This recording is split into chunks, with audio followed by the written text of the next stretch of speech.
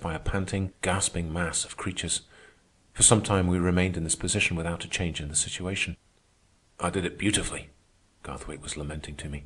"Ran you right into a trap. We had a gambler's chance in the street, but in here there is no chance at all. It's all over but the shouting. Vive la Revolution!" Then what he expected began. The mercenaries were killing without quarter. At first the surge back upon us was crushing, but as the killing continued, the pressure was eased. The dead and dying went down and made room. Garthwaite put his mouth to my ear and shouted, but in the frightful din I could not catch what he said. He did not wait. He seized me and threw me down. Next he dragged a dying woman over on top of me, and with much squeezing and shoving, crawled in beside me and partly over me. A mound of dead and dying began to pile up over us, and over this mound, pawing and moaning, crept those that still survived. But these, too, soon ceased, and a semi-silence settled down, broken by groans and sobs and sounds of strangulation. I should have been crushed had it not been for Garthwaite. As it was, it seemed inconceivable that I could bear the weight I did and live. And yet, outside of pain, the only feeling I possessed was one of curiosity. How was it going to end? What would death be like? Thus did I receive my red baptism in that Chicago shambles. Prior to that, death to me had been a theory. But ever afterward, death had been a simple fact that does not matter. It is so easy. But the mercenaries were not content with what they had done. They invaded the entrance, killing the wounded and searching out the unhurt that, like ourselves, were playing dead. I remember one man they dragged out of a heap who pleaded abjectly until a revolver shot cut him short. Then there was a woman who charged from a heap, snarling and shooting. She fired 6 shots before they got her, though what damage she did we could not know. We could follow these tragedies only by the sound.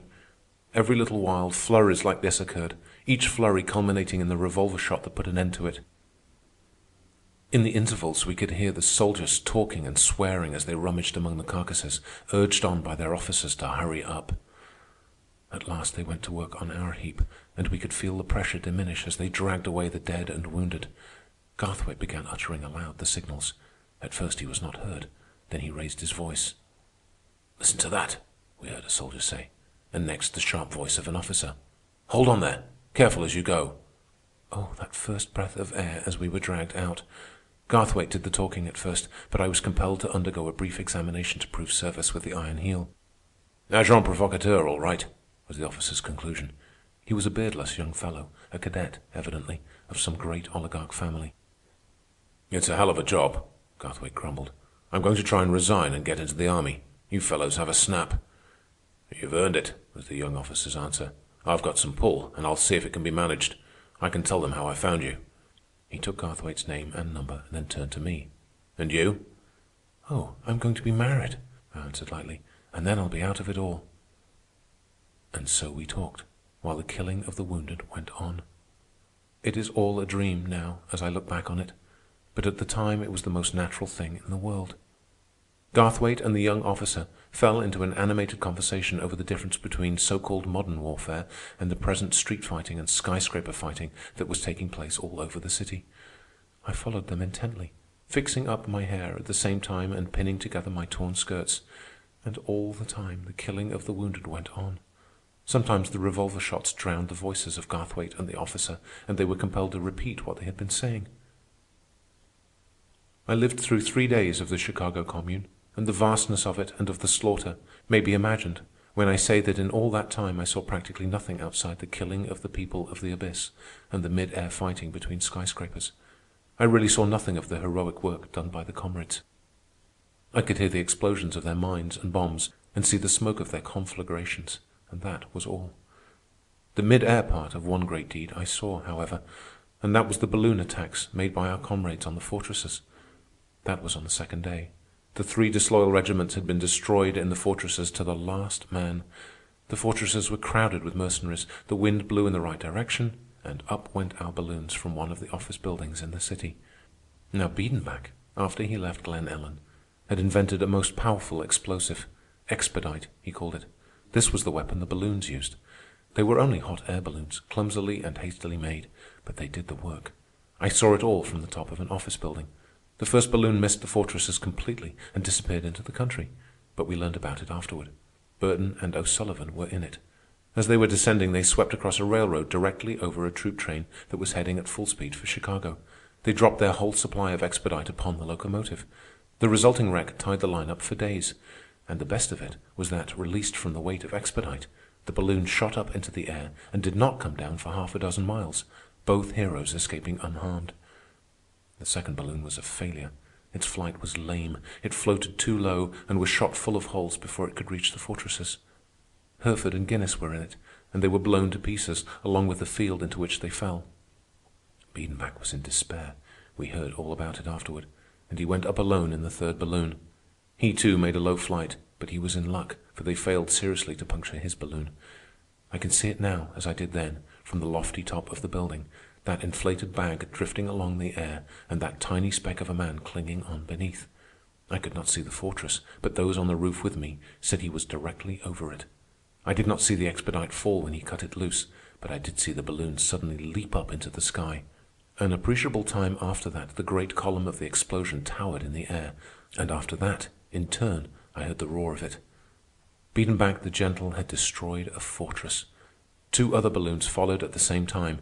One was blown to pieces in the air, the expedite exploding, and the shock of it disrupted the second balloon, which fell prettily into the remaining fortress. It couldn't have been better planned, though the 2 comrades in it sacrificed their lives. But to return to the people of the abyss, my experiences were confined to them. They raged and slaughtered and destroyed all over the city proper, and were in turn destroyed. But never once did they succeed in reaching the city of the oligarchs over on the west side. The oligarchs had protected themselves well. No matter what destruction was wreaked in the heart of the city, they and their womenkind and children were to escape hurt. I am told that their children played in the parks during those terrible days, and that their favorite game was an imitation of their elders stamping upon the proletariat. But the mercenaries found it no easy task to cope with the people of the abyss, and at the same time fight with the comrades. Chicago was true to her traditions, and though a generation of revolutionists was wiped out, it took along with it pretty close to a generation of its enemies. Of course, the Iron Heel kept the figures secret, but at a very conservative estimate, at least 130,000 mercenaries were slain. But the comrades had no chance. Instead of the whole country being hand in revolt, they were all alone, and the total strength of the oligarchy could have been directed against them if necessary. As it was, hour after hour, day after day, in endless trainloads, by hundreds of thousands, the mercenaries were hurled into Chicago. And there were so many of the people of the abyss. Tiring of the slaughter, a great herding movement was begun by the soldiers, the intent of which was to drive the street mobs like cattle into Lake Michigan. It was at the beginning of this movement that Garthwaite and I had encountered the young officer. This herding movement was practically a failure thanks to the splendid work of the comrades. Instead of the great host the mercenaries had hoped to gather together, they succeeded in driving no more than 40,000 of the wretches into the lake. Time and again, when a mob of them was well in hand and being driven along the streets to the water, the comrades would create a diversion, and the mob would escape through the consequent hole torn in the encircling net. Garthwaite and I saw an example of this shortly after meeting with the young officer. The mob of which we had been a part and which had been put in retreat was prevented from escaping to the south and east by strong bodies of troops. The troops we had fallen in with had held it back on the west. The only outlet was north, and north it went toward the lake, driven on from east and west and south by machine-gun fire and automatics. Whether it divined that it was being driven toward the lake, or whether it was merely a blind squirm of the monster, I do not know. But at any rate, the mob took a cross street to the west, turned down the next street, and came back upon its track, heading south toward the great ghetto. Garthwaite and I at that time were trying to make our way westward to get out of the territory of street fighting, and we were caught right in the thick of it again. As we came to the corner, we saw the howling mob bearing down upon us. Garthwaite seized my arm, and we were just starting to run when he dragged me back from in front of the wheels of half a dozen war automobiles, equipped with machine guns, that were rushing for the spot. Behind them came the soldiers with their automatic rifles. By the time they took position, the mob was upon them, and it looked as though they would be overwhelmed before they could get into action. Here and there a soldier was discharging his rifle, but this scattered fire had no effect in checking the mob. On it came, bellowing with brute rage. It seemed the machine guns could not get started. The automobiles on which they were mounted blocked the street, compelling the soldiers to find positions in, between, and on the sidewalks. More and more soldiers were arriving, and in the jam we were unable to get away.